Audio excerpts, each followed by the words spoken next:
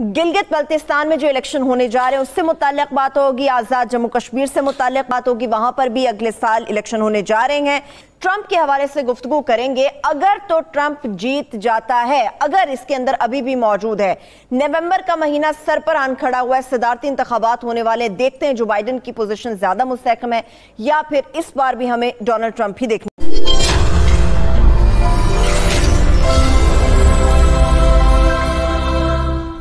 پاکستانی ایک بات کہتے ہیں کہ ہم ایک معاملے میں بڑے کنفیوز ہیں کہ جو بائیڈن اور اس کی پارٹی انڈیا کی پرجوش اہمی ہے، اس سے زیادہ اہمی ہے، ٹرمپ سے زیادہ۔ جی،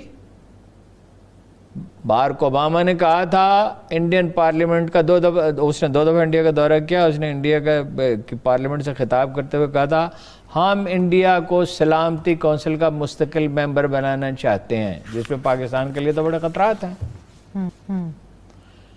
اور ٹرمپ نے کہا ہے، اس نے تو وہاں کہا تھا نا، اس نے ان سے کمٹمنٹ کی ہے ٹھیک کہ میں اس کی پوری کوشش کروں گا۔ دوسری بات یہ کہتے ہیں جی وہ کہ ڈیموکریٹس روایتی طور پہ پاکستان کے مخالف رہے ہیں اور انہیں زیادہ منافق سمجھا جاتا ہے، اس میں شبہ نہیں، کالے اس کے خلاف چلے گئے، ٹھیک ہے جی، عرب اس کے خلاف چلے گئے، لیکن ان کی تعداد اتنی زیادہ نہیں اور اثر و رسوخ بالکل برائے نام ہے، یہودیوں کے برابر نہیں ہو سکتا۔ پھر یہ ہے کہ امریکی ووٹر کے نزدیک سب سے اہم چیز کیا ہے؟ اس کی معاشی حالت، اس کا سٹیٹس۔ جب وہ افغانستان سے فوجیں واپس بلا رہا ہے، افغانستان پہ میں ابھی آپ سے بات کرتا ہوں کیا مسائل ہے، جب وہ افغانستان سے فوجیں واپس بلا رہا ہے تو اس کا مطلب ہے کم از کم 40-50 بلین ڈالر کی بچت، 1000 بلین ڈالر تو وہ خرچ کر چکے۔ 40-50 بلین ڈالر امریکہ کے نقطہ نظر سے بھی بہت بڑی رقم ہے۔ 40-50 کتنی جابز سے پیدا ہو سکتی ہیں، وہ اگر ہیلتھ سسٹم میں ڈال دیا جائے تو کتنے مریضوں کو اس سے فائدہ ہو سکتا ہے۔ دیکھیں ڈاکٹر ہی مہنگا ہے نا، دوائی تو کم و بیش اسی قیمت پہ ہے جس پہ پاکستان میں ملتی ہے، آمدن بھی اس کے زیادہ۔ تو چونکہ اس کا معاشی مسئلہ ہی اہم ہے امریکی ایک عام شہری کا، امریکی شہری پاکستان وغیرہ کے برعکس آپ کو حیرت ہوگی انٹرنیشنل پولیٹکس کے میں قطعاً کوئی دلچسپی کو خاص نہیں رکھتے۔ اچھا، وہ اپنی موومنٹ اٹھا رہا ہے، الیکشن کمپین اٹھا رہا ہے چین کے خلاف۔ اس نے کہا ہے کہ چین امریکہ کے لیے سب سے بڑا خطرہ ہے۔ اچھا، جب سوویت یونین سے ان کی سر جنگ تھی تو یورپ ان کے ساتھ کھڑا تھا۔ اب اس میں تھوڑی سی پیچیدگی ان کی طرف میں اشارہ کروں۔ یورپ ان کے ساتھ کھڑا تھا اس لیے کہ یورپ میں بھی سوشلسٹ پارٹیاں تھیں جن کی مدد کرتا تھا سوویت یونین۔ اب جنگ جو ہے وہ یورپ میں، مغرب میں نہیں لڑی جائے گی، اب جنگ جو ہوگی جب بھی ہوگی وہ ایشیا میں لڑی جائے گی۔ اب ان کا واسطہ چین سے ہے۔ روس کی اکانومی بہت چھوٹی تھی اس چین کے مقابلے میں جو آج ہے، اس کی آبادی بھی اس کا 1/4 حصہ تھی۔ اس نے اگرچہ اپنا ایٹمی ہتھیار تو بنا لیے تھے مگر اس کے پاس اس طرح کی موٹیویٹڈ آرمی نہیں تھی۔ پھر اس میں لسانی تنوع بہت زیادہ تھا، بے شمار اقوام تھی، کتنی 10-12 ریاستیں آزاد ہو گئیں، مطلب اس میں بہت سی زبانیں بولی جاتی تھی۔ چین میں بنیادی طور پر ایک ہی قوم ہے، تھوڑا سا تنوع ہے، تبت میں ہے اور کئی جگہ پہ ہے، سنکیانگ میں ہے۔ ایسے ہو ڈسپلن بہت زیادہ ہیں، ڈسپلن تو ہے، ٹف ان سے زیادہ ہیں۔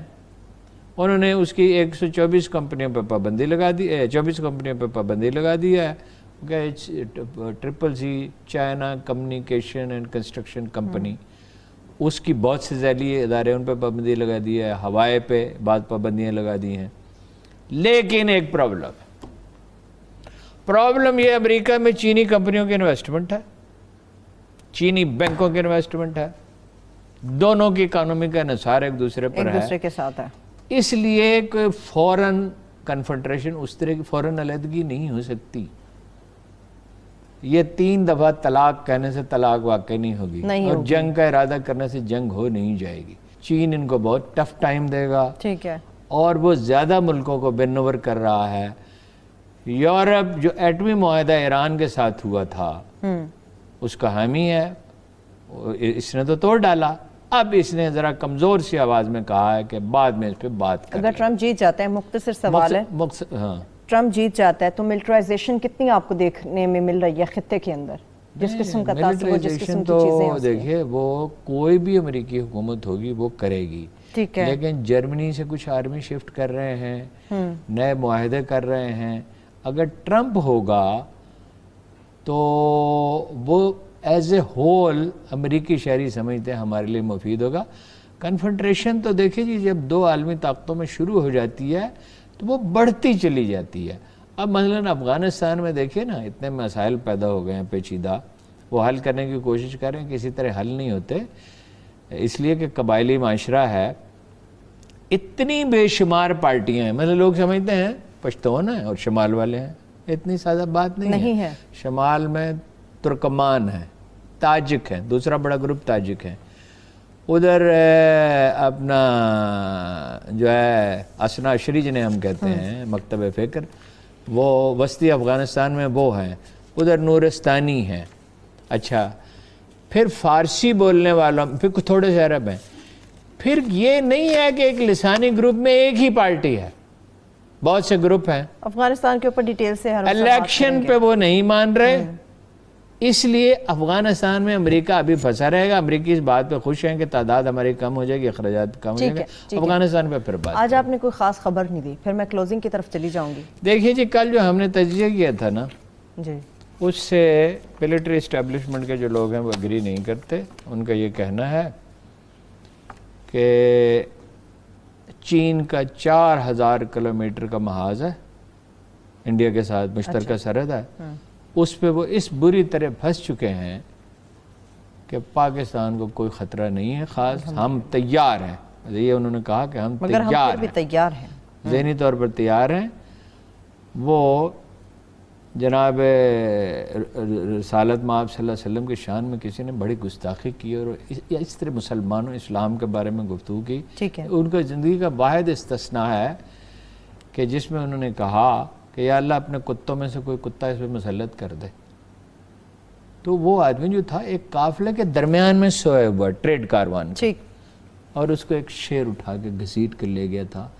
انڈیا پہ اللہ تعالیٰ نے بابری مسجد میں 400 سال میں صرف میرے جیسے لوگ ہی نہیں جاتے تھے، اہل تقویٰ نے بھی نمازیں پڑھی ہیں۔ 1 لاکھ